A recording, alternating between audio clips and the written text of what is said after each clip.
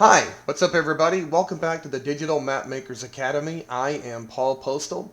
Last week, in part one of a new series, I interviewed the four members of Beg, Borrow, and Steal Productions. They make maps or tabletop role playing games and they sell them through their Patreon. This week, Jarrad and Becca of BBS are going to show us how you can literally add amazing depth to your map. Let's not waste any time. Let's go ahead and get into it.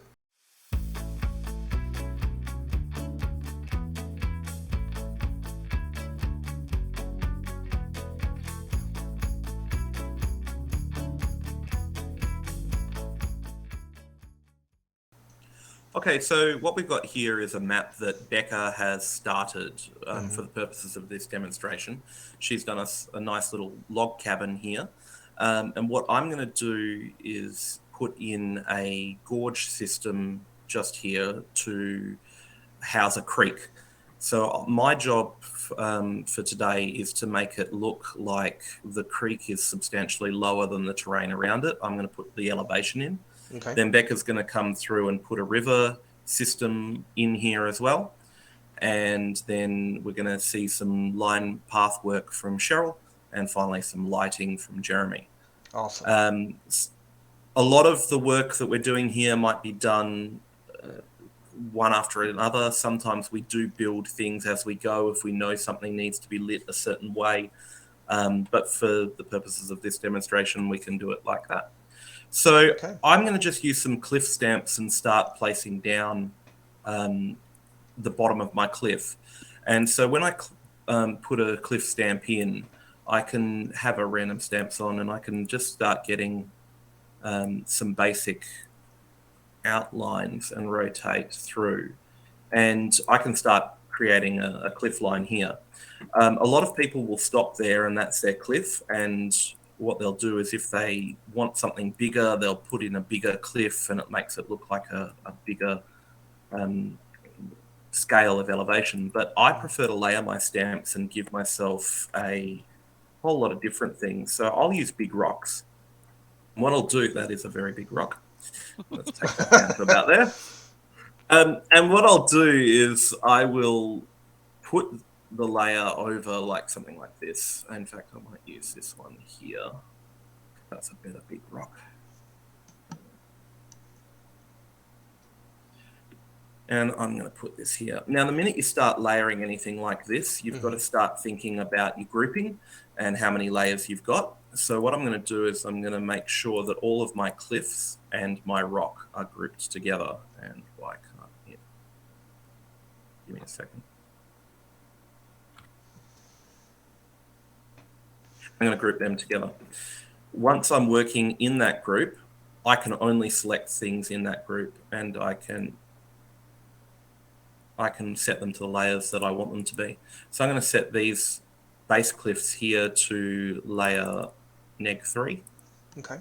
And I'm going to set my big rock here to layer neg2. So it will always sit above those cliffs. And then I'm going to go back to my rock. I'm going to make sure I'm working at 66 and I'm going to put in another rock here. And so now what we can see is we've got a bit of a cliff here. I'm trying to figure out why it won't let me select that big rock. We've got a bit of a big cliff here and I'm going to take this one, I'm going to rotate a little bit. And so you can see there's now a difference between the elevation there. And what I'm going to do now is I'm going to come to cliffs and I'm going to find my desert cliffs because they work really well. And the desert cliffs don't really match the color that we want. So what I'm going to actually do now is I'm going to take this and I'm going to come down to advanced settings and I'm going to go to filters. And I'm going to take the saturation, I'm going to take that down to 33. And suddenly you can see that the rock, the desert cliff is now roughly the same texture as the rocks. And I can change the hue of those to give them a bit of a different feel as well, and the saturation of those to give them a bit of different feel as well. So let me ask a quick question here, Jarrad. So did you group those together and then change the colors and the saturation all at once, or do you have to do it separately? Yeah. So if let's say I take what I'll do is I'll take a couple of cliffs here, Hmm. and all right, so I've got a bunch of desert cliffs there, and I can come in here to my brightness and I can take them right up all together, Okay. or I can, do them all together. What I'll often do is because I know the stamps really well and I know what I can do with them, what I'll often do is I'll go through and I'll place them all, and then I'll change the HSBC, the hue, saturation, brightness, and Hmm. contrast, and I'll change them all at once. Um, it depends on how much grunt your computer's got. Sometimes they don't like it being changed all at once, and it is better to change it once at the beginning and place them as you go. Okay. The great thing is that Inkarnate remembers what the settings are. So if you've got a cliff that's got it changed, to get those settings back, you only need to click on that, and then the next time you place a stamp, it will have those same settings on it. Okay. So what I can do is I can start placing some more stamps in to get a bit of a cliff line going there. Now, you might think to yourself, yeah, but what do you do about the back end of these stamps? Because it looks like you've got this hill, but it's still got some elevation there. So what I'm going to do is I'm going to go to cliff. No, I'm not going to do that. I'm going to go to clipping masks. And what I've got here is a clipping mask, and that will basically it basically makes the stamp invisible. Wow. And Okay. yeah, so it only makes the part of the stamp invisible that you cover up. So you can get this beautiful elevation, and it looks like it's higher because of the fact that you've got one side that just goes straight, and then you've got that drop. I'm glad you Like, showed that because I was like, I don't know where he's going with this. I don't know how this is going to yeah, look higher. So, yeah, absolutely. yeah. Once you put that clipping mask on there, it's amazing. Now Hmm. there's a few more stamps that I'm going to add to this before I Hmm. show you here's one I prepared earlier. Um, So we've got the cliffs. Sorry, they're not called cliffs; they're called hills. And these are oh, graduate, gradual. Hmm. Sorry, it's 11 o'clock at night. Um, Hmm. so this is a more gradual terrain change, and this is a lovely little stamp that's come out in the last 12 months. Um, and what it does is it's got a beautiful little bit of shading in it, Yes. Okay. and I love it because it allows you to put in your hill. Oh, let it in.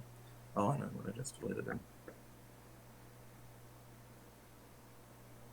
Allows you to put in your hills. I'm going to delete that hill and choose a different one because it's not what I wanted. That one looks good. And so you've got this little, it looks like it's going down more gradual, and then you get the cliff. Gotcha. And by doing something like that, you can really get yourself a nice hill. Now I'm just going to do that for there. One thing that I think is really important when you're doing terrain is to understand that things that are further away have to be darker. Things that are lower need to be darker. Hmm. So what we're going to do is we're going to go down to the cliffs here, and we're going to go to HSBC, and I'm going to go to their brightness, and I'm going to take them down to 50. By taking those down to 50, I can start playing with the terrain a bit more. I'm going to take my rocks down to 65. And I'm going to put my cliffs here, my desert cliffs, they're going to be 75. Depending on how deep you want to go, you make your steps up in your terrain more gradual, or you make more dramatic steps in your terrain. And that gives you a fairly good idea of how you can get some elevation in there. And lastly, what I'm going to do is I'm going to show you the cliffs that I prepared earlier to show you what the end product is. And then I'll show you how you can actually make that bottom section a little bit deeper as well. So I'm going to exit out of this group. And what I'm going to do is I'm going to find my previous cliffs, and I've I've actually hidden these by taking their opacity down to 0. And so what I'm going to do is I'm going to take their opacity back up. And now Mm, what you've got here is what I've done previously. And so now what I'm going to do, now Becca's going to undo this when she puts in her river. But if I was just using this as a canyon, um, I would put it on foreground, and I would definitely make that darker. right. I could see that. And now what you've got is you've got a definite change in elevation. And so that's the basics of how to create elevation using layering of stamps, combination of your HSBC settings, um, and that's what we do. To really show the HSBC, however, I'm gonna just show off this. So we here's some trees that we built earlier. Hmm. Um, and the basic tree stamp in Inkarnate should be this one here. And I'm going to just make it above that clipping mask that's there. Here we go. And so let's say that X there, that was where we want to put that tree. You can do a lot with these HSBC settings. You can actually change the stamp's color quite dramatically. Um, and what I'm going to do here, you can see these trees. If I come into the group here, you can see that these trees have been grouped. And what they've got is they've actually got 3 trees in them with different HSBC settings. So what I'm going to do is I'm going to take this, I'm going to come here, I'm going to put another tree, and actually, so now we've got 3 trees. I'm going to make this one a little bit higher, so it's my top. I'm going to make this one here. I'm going to take this one, make it a little higher as well. I'm going to Oh, I see. take it a little bit smaller. Hmm. Then I'm going to bring the saturation up. This one, I'll bring it a little bit higher again. I'll put it on top, make it a little bit smaller. And so now I can make this brightness a little bit higher, and I've got a different type of tree. If I wanted to, I could make some of the branches look like they're dying off, or there's been some sort of problem with them. And I can just make the needles poke out a little bit. So you get that kind of thing. The last thing I'd do with a tree like this is I would take all of those, and I can actually go select all stamps from this set because I know they're the only 3 trees that aren't in a group already. And what I'm going to do is I'm going to go shadow none, and you can see that there's no shadow there, which means that you see each layer of tree better. Hmm. You can use the shadow on the bottom one and therefore have a shadow underneath, but Jeremy's going to do some more advanced shadow work with you. And so I'm just going to leave that there for him to play with. Okay. And that's HSBC in Inkarnate with some elevation tips. Okay. Awesome. That cliff looks amazing because, like I said earlier, when you were doing it earlier, I was like, okay, I got to see where he's taking this because what I was just seeing was just rocks. That's all I was seeing was rocks. And Yeah, then once you put that clipping mask in and started changing the opacity and the darkness and the saturation, all that, that just made it. I mean, and the trick about putting trees on top of trees and changing the size and then changing the brightness of them, because that right there where you were showing the brown leaves on the trees, that just makes it pop up off the screen. And now it makes it look so much taller. So that's awesome. That's fantastic. Okay, thank you. sure. Yeah. All right, so let's jump into it, Becca. So what are you gonna show for us here? All right, so I'm going to use this lovely gorge that Jared built, and I'm going to add a river in here. Hmm. Adding some extra color on the landscape can really help break it up because right now we have a lot of browns and greens. So adding in some river with some movement really kind of brings the map alive. So I'm going to take out these paths that he has here to help line his gorge because I don't need those anymore. I have a gorge there to guide my river. Okay. And I always start, I'm going to get a lot of use out of my blend modes on this one, but I always start using these cliffs. Now, Jared already has the cliffs in here I'm going to use, so I can actually just go to my recently used stamps. I'm going to make them smaller and put them on size 67, and I'm going to put them on the bottom layer because I'm going to build one more layer of cliffs down here Hmm. to be under the water. So I'm just going to line up right here along the edge of these cliffs. And the thing that I'm going to do differently, I'm just going to build a few of them because I have some more that I'm going to bring up to help save time. But the thing I'm going to do differently about these ones is explore the blend mode. So I'm going to come over here, choose all three of these cliffs at the same time because I can do that, and change the blend mode down to luminosity. Now the luminosity blend mode is going to bring in whatever is on the foreground and pick up the texture on the stamp. So as you can see, I now have kind of these brownish greenish Hmm. cliffs. Um, but once I add water in here, they're actually going to pick up the water. And I'm also going to bring down the opacity a little bit, just because when you're looking through water, the water kind of distorts what's underneath. So to save time, I've pre-built some cliffs. I'm just going to bring them right up. And now I have my entire riverbed lined with these cliffs. And I just placed all of these the same way that I had done with the others. Okay. Um, where I tend to spend most of my time is with the actual water. So going into the brush tool, um, I usually pick up one of these blue water textures, and I always start dark, and I'm just going to fill in my gorge once I have it on the foreground. And as you can see now, that bottom layer of cliffs is picking up that blue water, and they look like they are underwater now. Yeah, I can see that. Um, and it really kind of just adds like that one more layer of elevation. I love this water. This water texture is just so lovely. Right up here on the riverbank. Well, that brings up a good question. Is it possible in Inkarnate to create your own textures and upload them?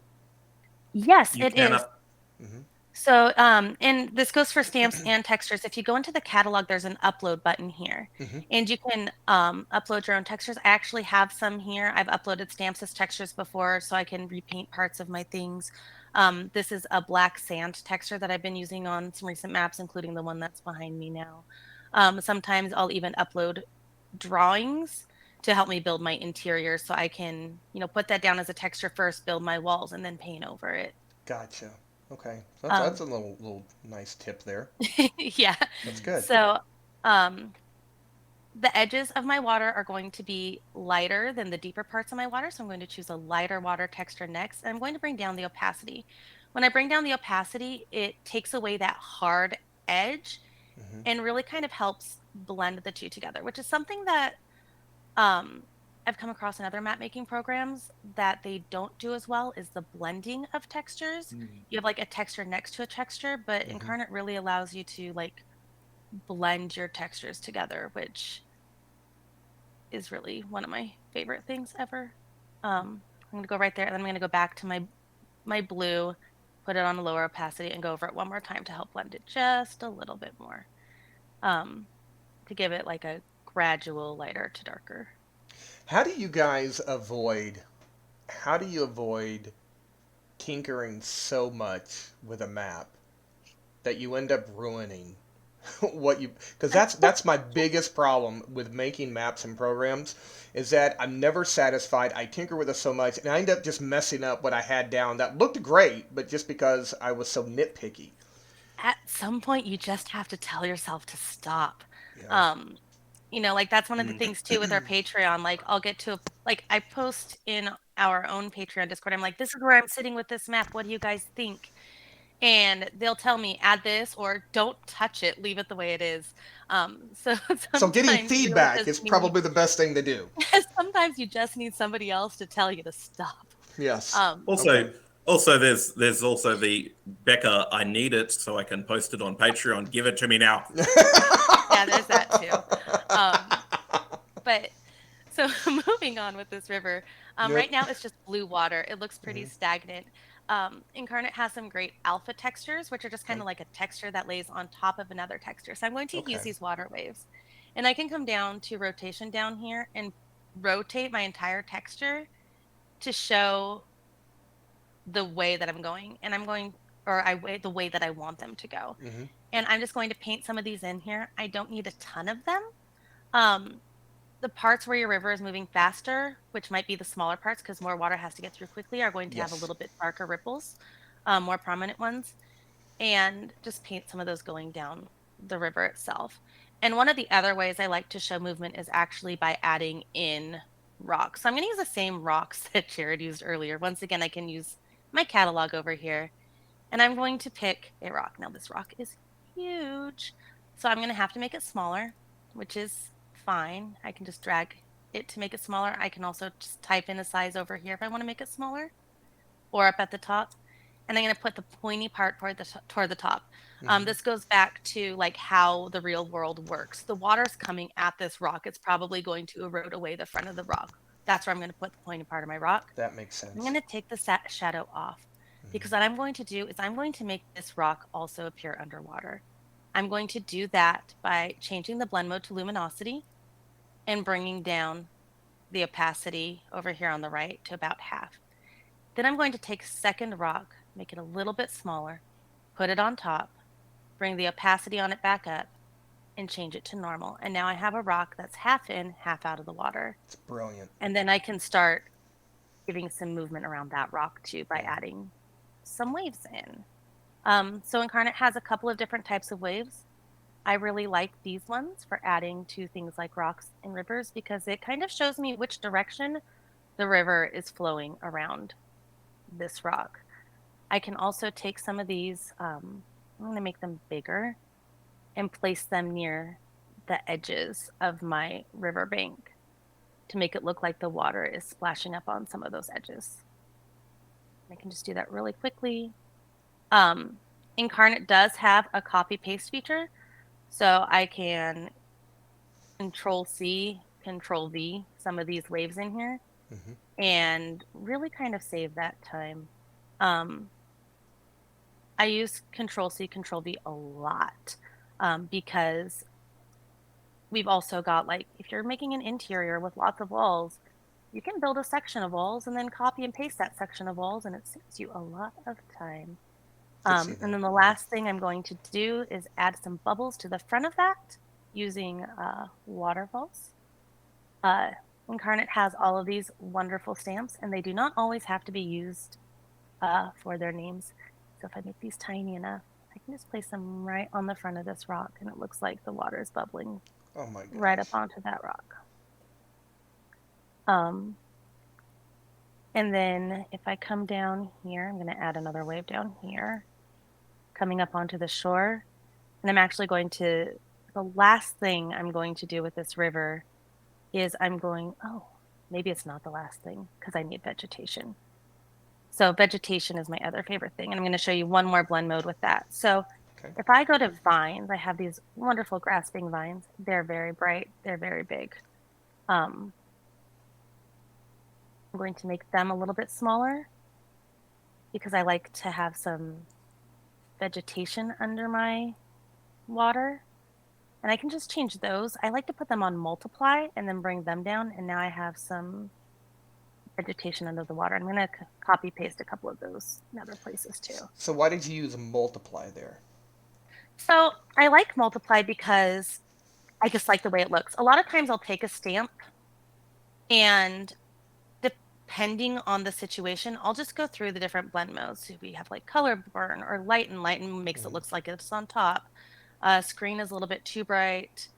Um, Overlay, I like to use on lights a lot. But in the case of having things underwater, I really kind of just enjoy the look of it. Makes it a little bit dark. Hmm. Looks like maybe some things are floating over on top of it. I'm not sure It's what all multiply negative does five. exactly. I just like it. Okay. So it's just personal preference. Okay. I just like it. Yeah. Um, Sometimes, and depending on what texture is underneath, um, you know, multiply might not work if you want to put vines on the ground, but it does under the water, and I can do the same thing with some underwater reeds. Jared, I can see why you added her to the Patreon. Oh hell yeah, Yeah. yeah, absolutely. Here's your water tutorial, guys. Um, And I'm going to make those a little bit bigger too. And I can add some of these reeds around the edge too. And it kind of also breaks up the texture. And then if I go back over here to my textures, I can find sand, put that on lower opacity, and start blending in some of my little river banks a little bit to make it look like the water is coming up onto a little beach area. Yeah, it makes sense because that made it looks like the water like was at a higher level. Just eroded the ground and then came back down. That looks good. Yep. So, just adding that extra color and that extra movement in this map, just I feel like it adds so much to this little cabin over here, which is really our main feature. I'm going to go ahead and save this. Thanks to Jarrad and Becca for that amazing demonstration. Folks, I told you last week that BBS's maps are works of art and they did not disappoint. Next week, Cheryl is going to show us an unusual use for the pathing tool, and then Jeremy, the Shadow Master, is going to show us how you can use light and shadow to add unreal detail to your maps and really make them come up off the screen. If you like this content, please click subscribe and don't forget to click the dingy bell so that way you'll never miss an episode. Thanks again for watching, and we'll see you next time on the Digital Mapmakers Academy.